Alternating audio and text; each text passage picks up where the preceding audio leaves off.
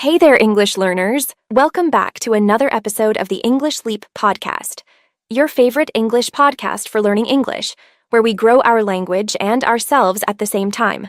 I'm Erin. And I'm Evan.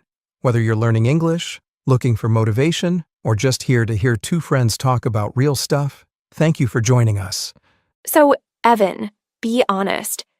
Have you ever had one of those days where your heart's racing, your mind's spinning, and you're panicking over, well, nothing and everything at the same time? Ugh, totally. I once got so anxious before a work presentation, I forgot the word presentation. I just stood there like, I have a thing to say. Relatable. Anxiety sneaks in, whether you're prepping for a test, speaking English with someone new, or just trying to get through the day. And that's exactly what we're diving into today. How to overcome anxiety. We've been through it, we still face it, and we're sharing practical tools that actually help. Before we jump in, don't forget to download the free PDF guide linked in the description. It's got key takeaways, comprehension, and grammar exercises from today's episode.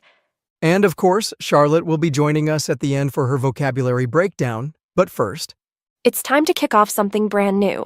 We're calling it Level Up Your English.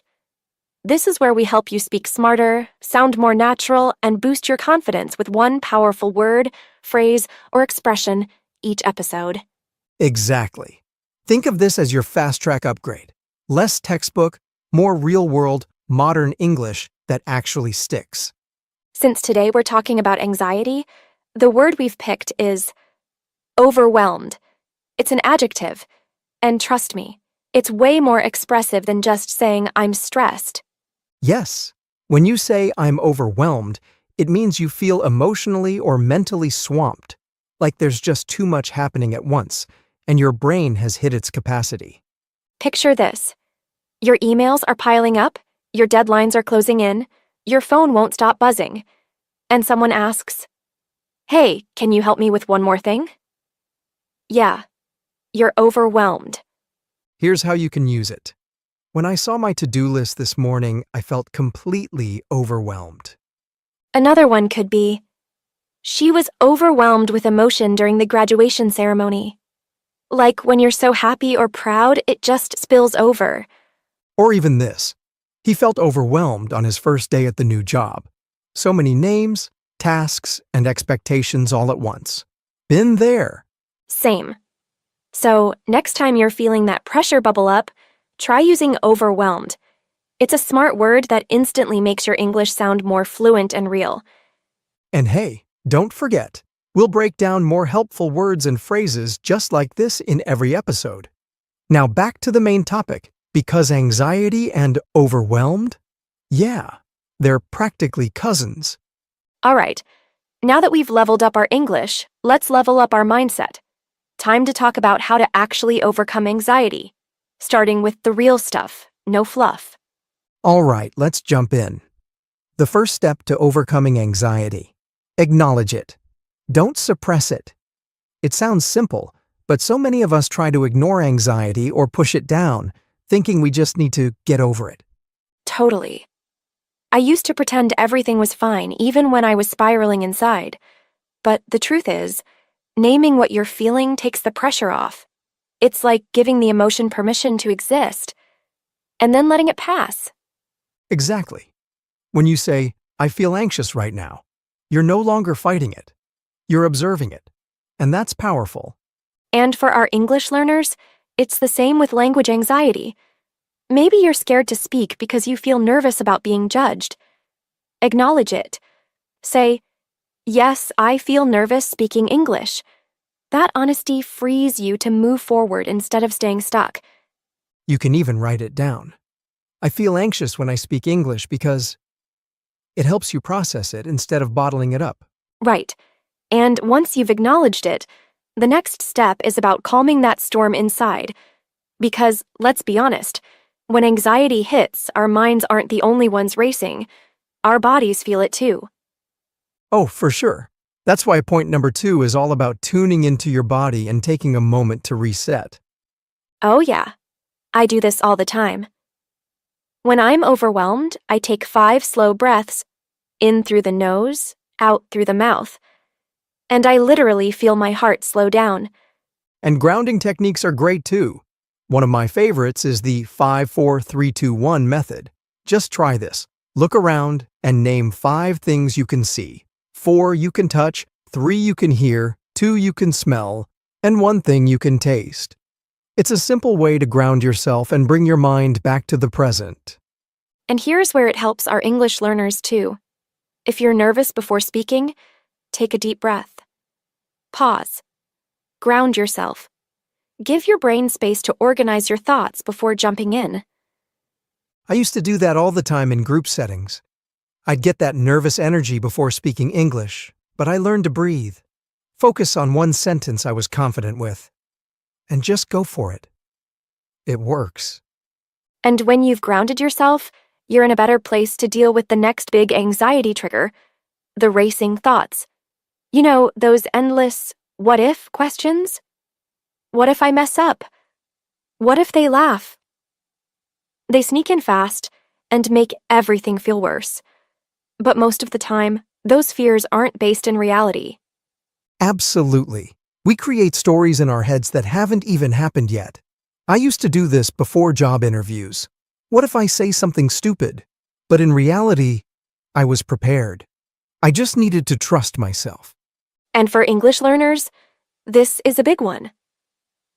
What if I forget a word? What if they don't understand me? But instead of letting fear drive, try asking yourself, what is true right now? That's such a good mindset shift. What is true is, you've practiced, you're improving, you're showing up. And that counts for a lot more than a hypothetical mistake. Here's a tip. Next time those what ifs hit, interrupt them by saying something you know for sure. Like, I know how to start a conversation in English, or I practiced this yesterday.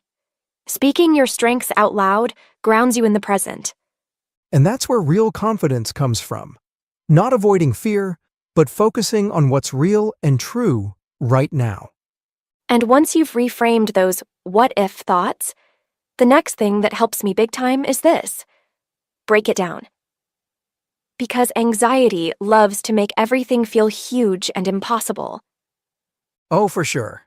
I've had days where just opening my inbox felt like staring into a black hole. But when I actually broke things down, just reply to 2 emails first, then take a break, it became manageable. Exactly. When a task feels overwhelming, your brain shuts down. But if you slice it into small, doable steps, you start to gain momentum. It's like building a puzzle, one piece at a time. You don't try to jam the whole thing together at once. And for our English learners, instead of saying, I have to be fluent, try this. Today, I'll learn 5 new words. Or, I'll practice speaking for 10 minutes. One step. One piece. Right, because progress isn't about giant leaps.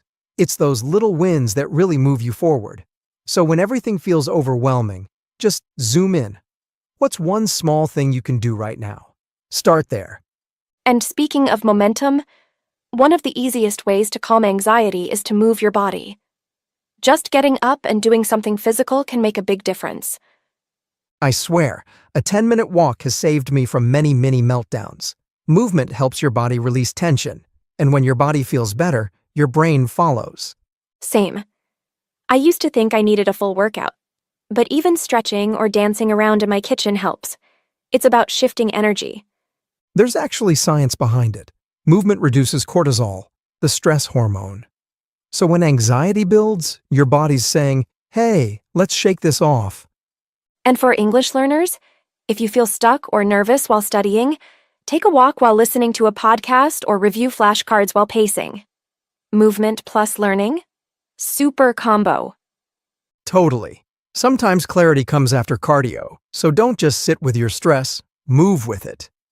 Now, this next one might surprise some people.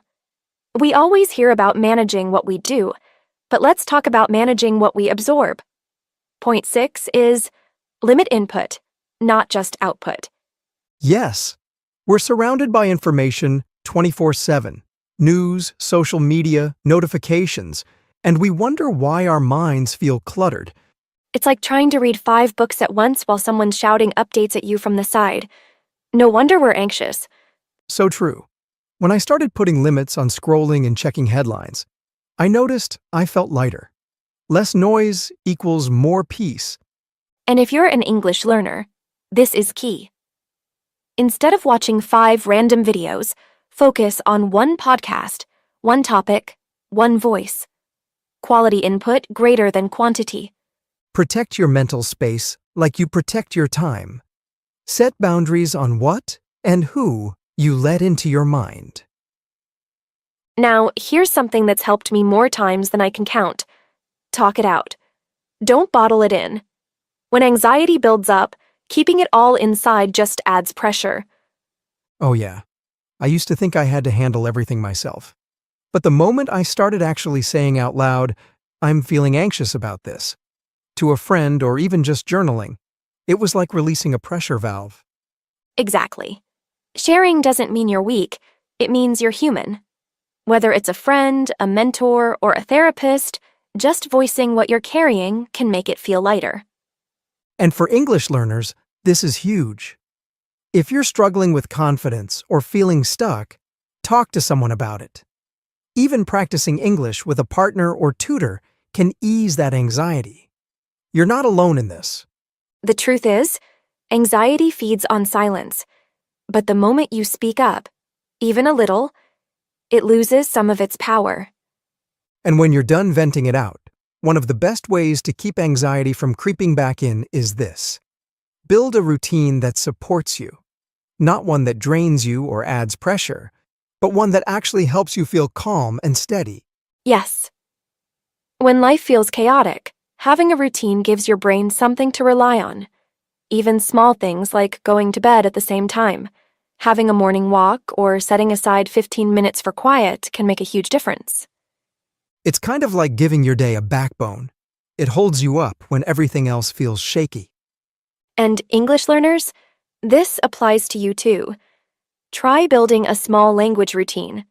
Maybe 10 minutes of vocabulary review in the morning, or listening to a short podcast while commuting. The key is consistency. You don't need a complicated schedule. Just create little anchors throughout your day that help you feel more in control and supported. Right. And speaking of feeling supported, it's time to support our English too, with Charlotte's vocabulary breakdown. Yes, she always brings the best words to the table, so get ready to level up your vocabulary in just a few minutes. Charlotte, the mic's yours. Thanks, Aaron and Evan. Hey listeners, here are 12 helpful words and phrases from today's episode. They're common in everyday English and super useful in both casual and serious conversations. Anxious. Meaning, feeling worried, nervous, or uneasy. Example, I get anxious before big meetings, even if I'm well prepared. Relatable. Meaning, easy to understand or connect with because it feels familiar. Example, her story about learning a new language was so relatable, I've felt the same way. Spillover. Meaning, to overflow or go beyond limits, especially with emotions. Example, his excitement spilled over and he started talking really fast. Acknowledge. Meaning, to admit or recognize something. Example, she acknowledged that she was feeling stressed and took a break. Pretend. Meaning, to act like something is true when it's not. Example, he pretended to be confident, but inside he was very nervous. Cluttered. Meaning, messy or filled with too many things. Example, my mind felt cluttered after checking social media for too long. Mentor. Meaning, a trusted person who gives advice or guidance. Example, my mentor helped me prepare for my first job interview. Creepin'. Meaning, to slowly start happening or affecting something. Example, doubt started to creep in when I saw how confident everyone else looked. Anchor. Meaning, something stable that gives support or calm. Example, my morning routine became an anchor during stressful times. Spiraling. Meaning, losing control of thoughts or emotions. Example: I forgot one word during my speech and started spiraling. Ground yourself. Meaning: to calm yourself by focusing on the present. Example: she grounded herself by taking a few deep breaths. Vent. Meaning: to talk openly about feelings, especially frustration or stress. Example: I just needed to vent about my tough day to someone who understood. There you go, 12 words and phrases that'll help you express yourself better and feel more confident in your English. Practice using them this week, and don't forget, you'll find them all in the PDF guide too. See you next time. Thanks, Charlotte. That vocab breakdown was super useful. Yeah, really helpful stuff. And to everyone listening, thanks for hanging out with us today. We hope you're leaving with a few tools to handle anxiety a little better, and some new English skills too. Don't forget to grab the free PDF in the description. It's got everything we talked about and a bit more. We'll catch you in the next one. Until then, Take care and keep learning. Bye for now.